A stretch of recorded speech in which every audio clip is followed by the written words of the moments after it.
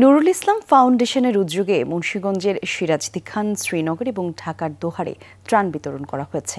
সকাল থেকে ৩ উপজেলার বিভিন্ন ইউনিয়নের ২,০০০ হতদরিদ্র পরিবার পেয়েছে এই সহায়তা। বিতরণ করা হয়েছে শাড়ি, প্যান্ট, শার্ট, চাল, ডাল, দুধসহ নিত্য প্রয়োজনীয় সামগ্রী। এর মধ্যে সিরাজদি খানের অনুষ্ঠানে উপস্থিত ছিলেন যমুনা গ্রুপের চেয়ারম্যান ও সাবেক শিশু এবং মহিলা বিষয়ক প্রতিমন্ত্রী অ্যাডভোকেট সালমা ইসলাম। তিনি বলেন, নুরুল ইসলাম আমৃত্যু এই এলাকার মানুষের ভাগ্যোন্নয়নের জন্য কাজ করেছেন।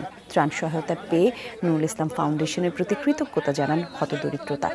আর মাসুদ করিম পাপ্পুর সার্বিক তত্ত্বাবধানে চলে এই অনুষ্ঠান। পরে শ্রীনগর এবং দোহারে ত্রাণ সামগ্রী বিতরণ করা হয়। ত্রাণ বিতরণের আর্থিক সহায়তা দিয়েছে হুর কৌচাত লিমিটেড এবং কোয়ালিটি ফুড এবং ভি ওয়েটার।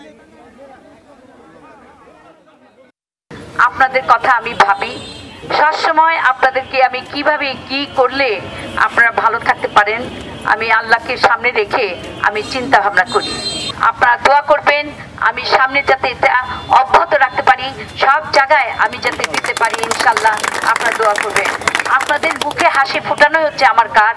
আমি যাতে আপনাদের পাশে থাকতে পারি, আপনারা আমার হাত থেকে শক্তিশালী করবেন এবং আপনাদের মাঝে আমি ত্রাণ দিয়ে যাব ইনশাল্লাহ।